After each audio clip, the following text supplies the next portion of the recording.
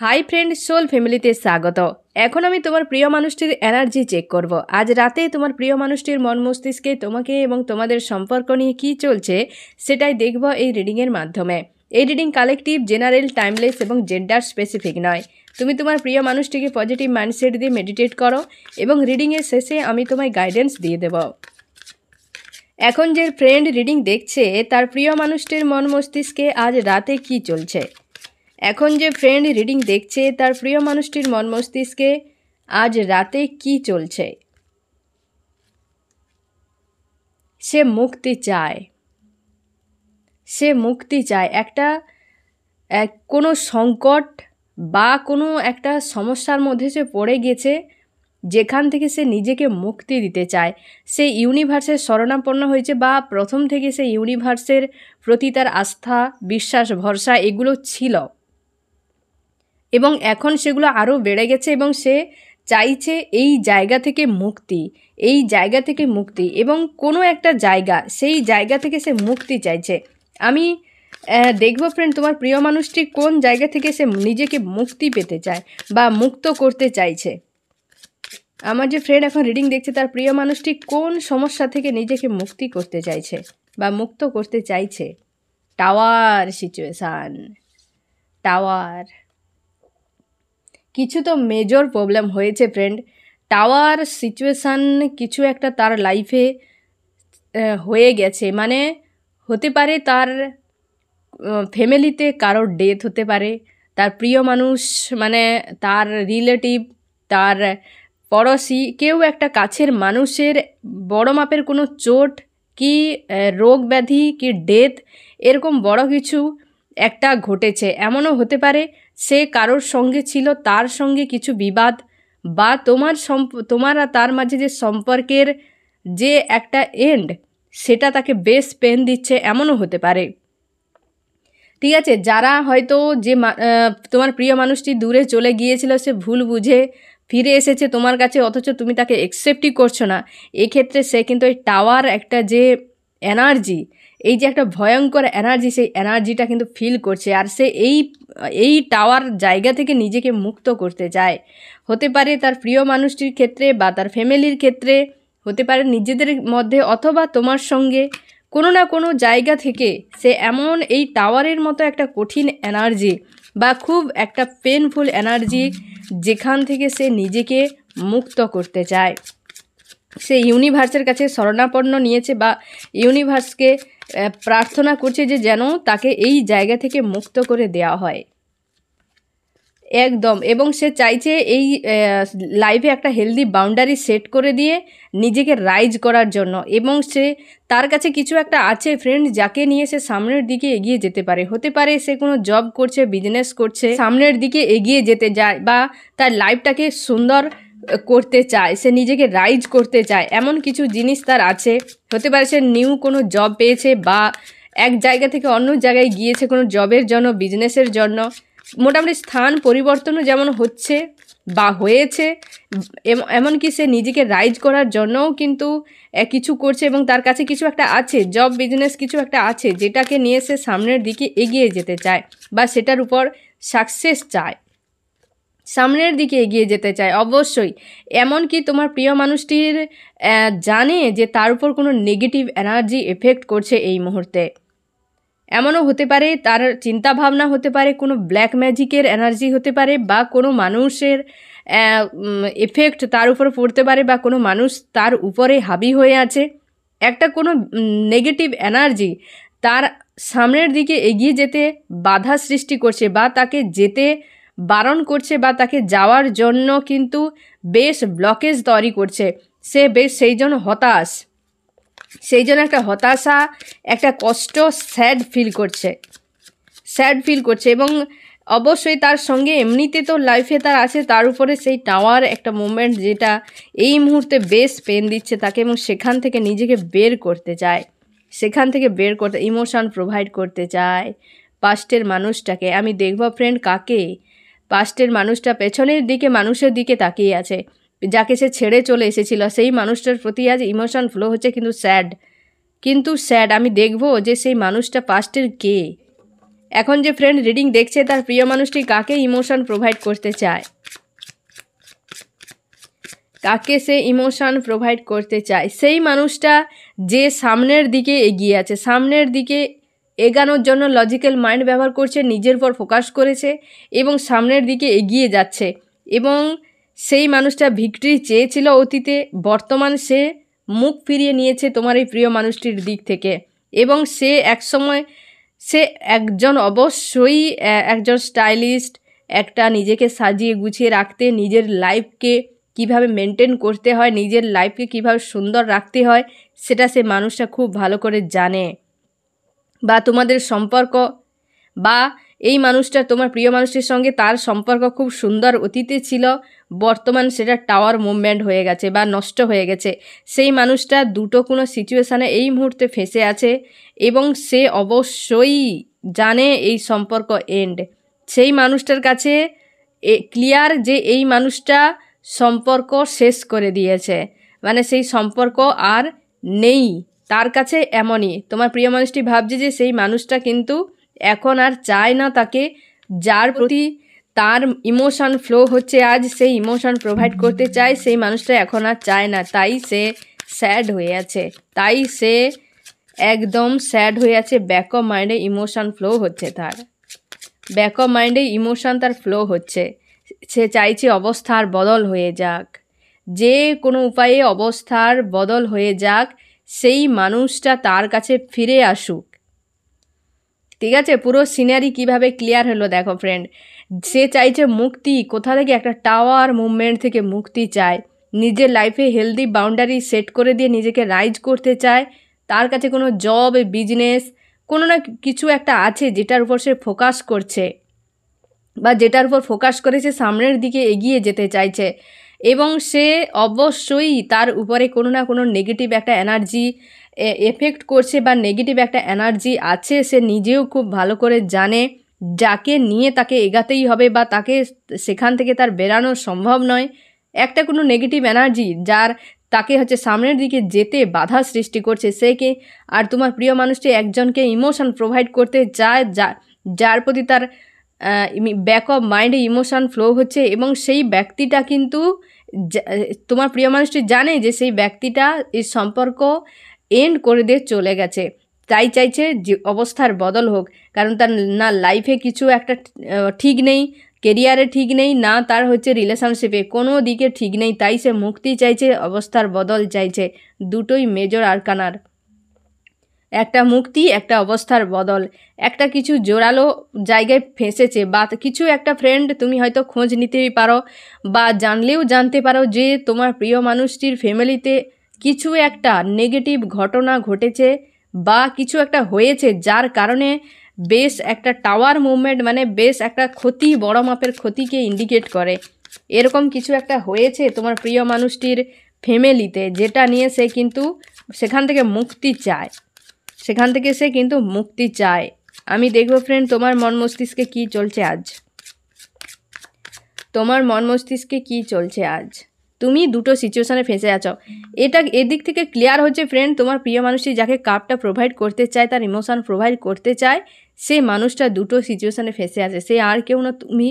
এবং তোমার back of মাইন্ডে এই মুহূর্তে ইমোশন ফ্লো হচ্ছে, বাট ব্যাক অফ মাইন্ডে লজিক্যাল মাইন্ড যে তুমি ভাবছো, তুমি খুব ভালো করে জানো এই সম্পর্কে থার্ড পার্টি আছে, অথবা এই সম্পর্ক নিয়ে তুমি তোমার কোনো না কোনো পরিচিত হতে পারে, কেউ বিশ্বস্ত হতে পারে, যার সঙ্গে হয়তো আলাপ আলোচনা করছো, অথবা তারা তোমাকে কিছু না কিছু পরামর্শ দিচ্ছে, বা অনেকে জানে তোমাদের সম্পর্কের বিষয়ে, অনেকে জানে সম্পর্কের বিষয়ে তোমাদের যে ডিস্টেন্সটা অনেকে মানতে পারছে না বা অনেকে চায় না। এমন হতে পারে তোমার যে শুভাকাঙ্ক্ষী অ্যাকচুয়ালি তারাই, আদার্স কেউ নয়। তুমি খুব একাধিক মানুষের ইনভলভ হয়তো হয়েছে, থার্ড পার্টির ইনভলভ হয়তো হয়েছে, বা কিছু একটা কারণবশত এই মানুষটার কাছ থেকে বা এই সম্পর্কের থেকে তুমি একাধিক পেন পেয়েছো এবং সেগুলো তোমাকে আজও কষ্ট দেয়। তুমি অনেক দূরে চলে গেছো, তুমি ভেবে নিয়েছো যে যা কষ্ট আমাকে দিয়েছে তো এটা আমার পাওনা ছিল। তুমি সেই কষ্টগুলোকে হ্যাঁ না একটা পুটলিতে বেঁধে নিজের কাঁধে চাপিয়ে তুমি সেই জায়গা থেকে সরে যাচ্ছ ধীরে ধীরে।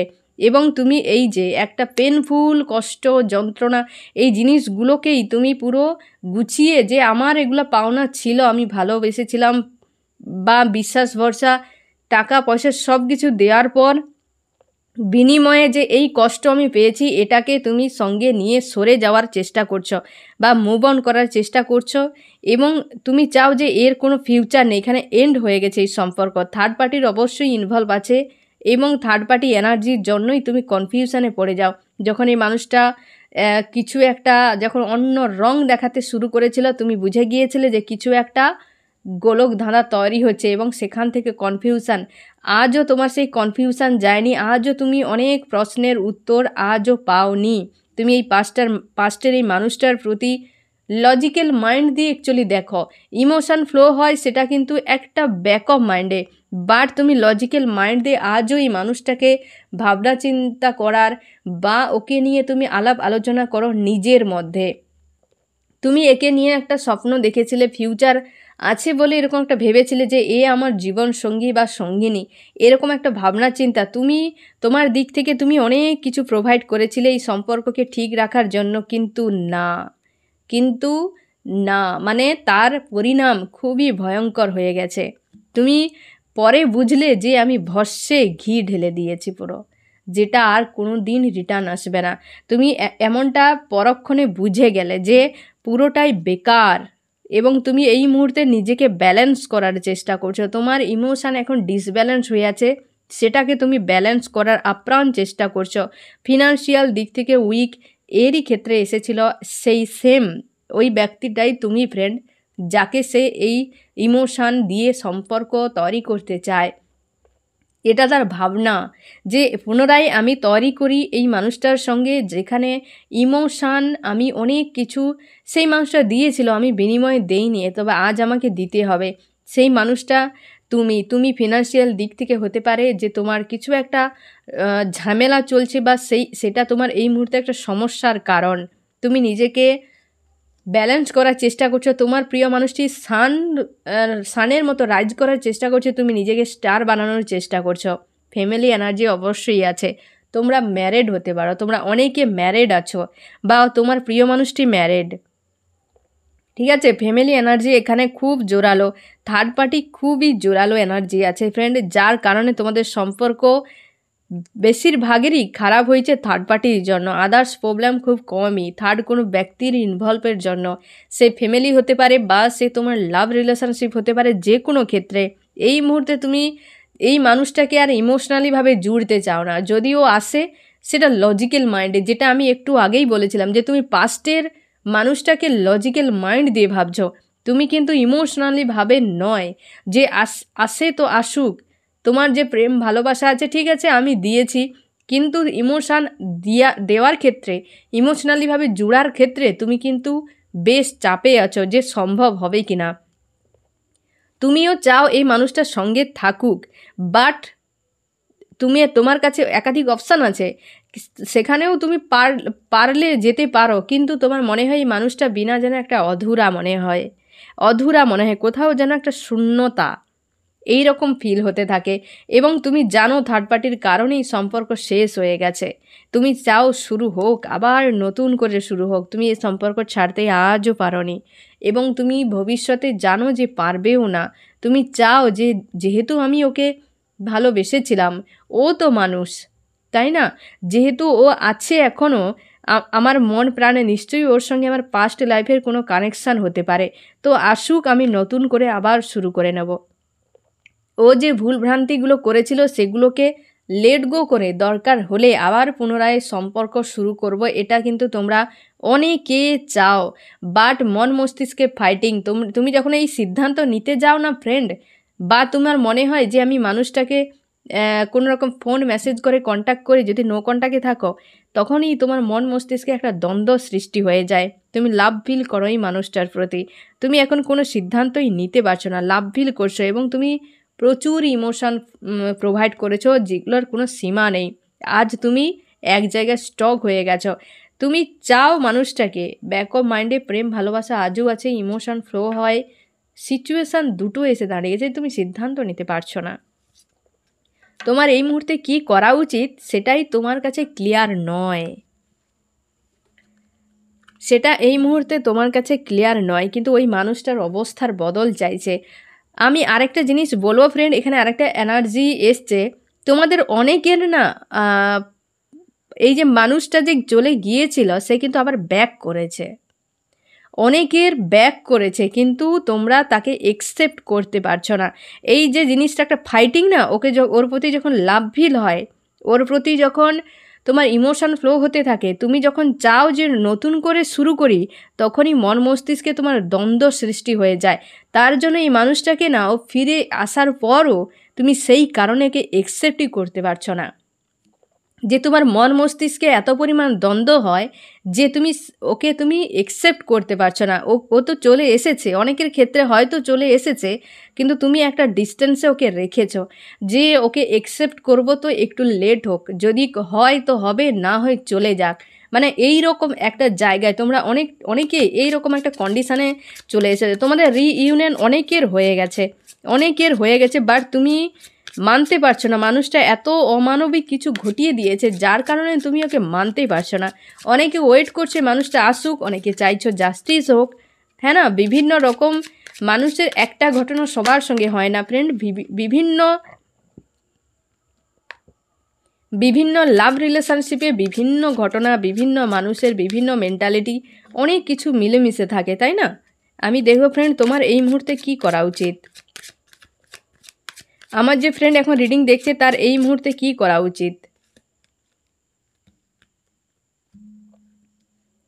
তোমাকে বলা হচ্ছে তুমি লজিক্যাল মাইন্ড ব্যবহার করো পুরো সব জায়গাতে। ওই মানুষটার ক্ষেত্রে, নিজের লাইফে, ফ্যামিলির ক্ষেত্রে, জব, কেরিয়ার, সবের ক্ষেত্রে তুমি লজিক্যাল মাইন্ড ব্যবহার করো। তোমাকে কোনো সিদ্ধান্ত নিয়ে কোনো জায়গায় যাওয়ার প্রয়োজন নেই। তুমি তোমার জায়গায়, তুমি তোমার লাইফে, তোমার পার্সোনালিটি যেমন সেইটাকে তুমি জেনে বুঝে তোমার জায়গায় তুমি থাকো। নিজে হেলদি বাউন্ডারি সেট করো, তারই ভেতরে তুমি নিজেকে রাখো, ঠিক আছে? এবং লজিক্যাল মাইন্ড, অবশ্যই এই মানুষটার ক্ষেত্রে লজিক্যাল মাইন্ড ব্যবহার করো। তোমাদের যাদের এরকম কন্ডিশনে আছে যে মানুষটা ফিরে চলে এসছে বাট একসেপ্ট করতে পারছো না, তাদের ক্ষেত্রে আমি বলবো যে আরও একটু টাইম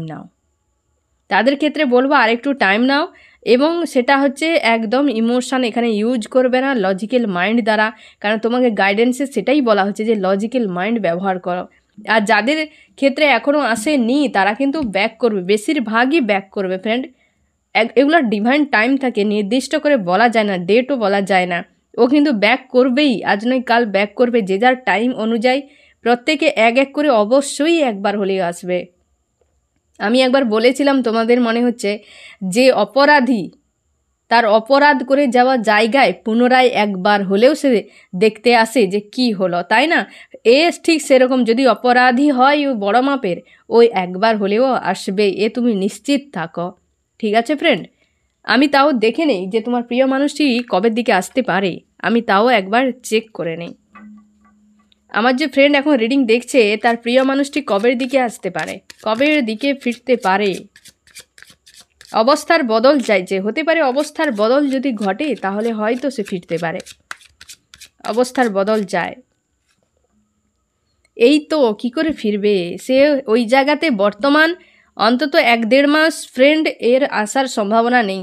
মানে সে যদি ফোন কল, এই মেসেজ এইসব করে তো করবে, কিন্তু এই যে সম্পর্ক পুনরায় শুরু করার কথাটা তুমি যে ভাবছো না, ওটা হয়তো এই মুহূর্তে সম্ভব নয়। ও যদি আসে ও বলবে যে ওর অ্যাকচুয়ালি হচ্ছেটা কি, বা তুমি কোনো না কোনো মানুষের কাছ থেকে জেনে নিবে যে এই মুহূর্তে সে কিন্তু ভালো নেই, সে একাধিক কোনো সমস্যায় ফেঁসে আছে, যে টাওয়ার মুভমেন্ট একটা চলছে না তার, সেই টাওয়ার মুভমেন্টে সে ফেঁসে আছে, এবং তার জন্য সে অবস্থার বদল চাইছে। অবস্থার বদল এক সময় হবে, তারপর সেই মানুষটা হয়তো সিদ্ধান্ত নেবে এবং আসবে। এই মুহূর্তে আসার একদম চান্স নেই, মানে নো কার্ড, পুরো নো। এখানে আর এক্সট্রা করে কিছু বলার নেই। 1-1.5 মাস তো মানে এসে সম্পর্ক জুড়বে, এটা তুমি আশা করনি, কিন্তু ফোন কল অনেকের আসার সম্ভাবনা রয়েছে, ঠিক আছে ফ্রেন্ড? এই হচ্ছে তোমার রিডিং। কেমন লাগলো জানিও। সোল ফ্যামিলিতে জুড়ে থাকার জন্য অনেক অনেক ধন্যবাদ।